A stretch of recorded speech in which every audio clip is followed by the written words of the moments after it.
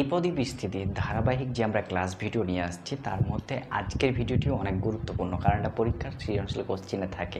সহগ নির্ণয় আমি একটু উদাহরণ দিয়ে বলি। তোমাদের পরীক্ষাতে কোশ্চেনগুলো এরকম থাকে, এরকম একটা কিছু দেওয়া থাকে, বলে যে এত এর বিস্তৃতিতে x⁻10 এর সহগ নির্ণয় করো।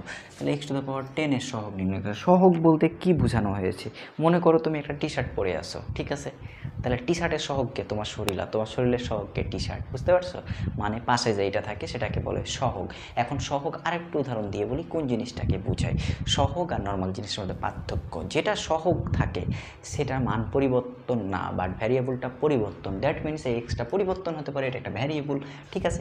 এখন আসো, যদি বলা থাকে যে এরকম বিস্তৃতিতে, তাহলে তুমি প্রথমে ধরে নিবা কি লিখে দিবা কি, ধরি এত এর বিস্তৃতিতে আর প্লাস অন্তম পদে x⁻10 বিদ্যমান। মানে তুমি বলে দিলা যে আর প্লাস অন্তম পদে x⁻1 বিদ্যমান রয়েছে। তাহলে মূলত আমরা দেখো, সাধারণ যে আমরা পড়েছিলাম পদ নির্ণয়, তখন এরকম একটা সূত্র পড়েছিলাম, মনে আছে? ওই সূত্রটা একটু লিখতেছি আর কি। ওকে, তো এই সূত্রটা যদি আমরা লিখেছিলাম কি বলতো, এখানে ছিল n-r ইন্টু x⁻, আর মনে আছে এই সূত্রটা এখন এই জায়গাটায় আসলে রিলেট করব বলতে এটা বসায় দেবো। দেখো তো একটু বসায় দাও তো কি হয়। তাহলে দেখো n মানে কত, 11, সি আর তো থেকেই যাচ্ছে এই যে আর এখানে, তাই না? এখন পরিবর্তন নাই আর এর।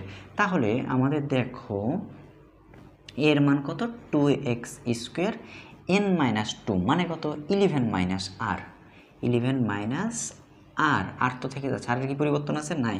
আর x⁻r তো থেকে গেল। কথা কি বুঝতে পারছো? এখন দেখো যদি এটা থেকে যায়, এখন বলো তো এটা থাকলে আমার লাভ কি? আমার তো লাভ দরকার, আমার তো লস দরকার না, তাই না? আচ্ছা, এক্সের জায়গায় এটা ছিল না, আসলে কোশ্চিনটা আমি খেয়াল করিনি। তাহলে এটা হচ্ছে কত, 3/x⁻, কত, আর। আচ্ছা দেখো, তাহলে এটাকে একটু ভাঙায় নিলে তোমার আর একটু সুবিধা হবে। তাহলে দেখো এটুকু আলাদা করবো, 2কে আলাদা করবো, x-কে আলাদা করবো। তাহলে 2 এর উপর পাওয়ার কত হবে বলো তো, 11 - r। এবার দেখো x, তাহলে x এর পাওয়ার 2 আছে অলরেডি, তাহলে 11 দ্বারা গুণ করলে কত হয়ে যায়, 22। তাহলে x⁻22, আবার 2কে আর দ্বারা গুণ করলে -2r।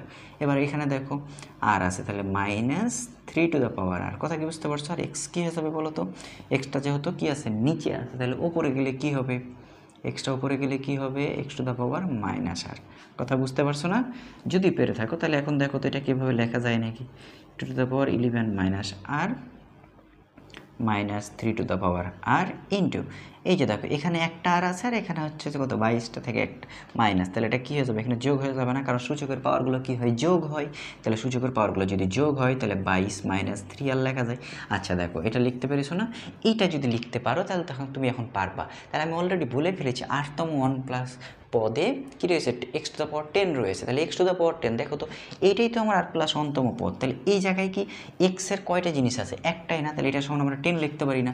তাহলে কি বলে দেবো শর্ত মতে বা প্রশ্ন মতে?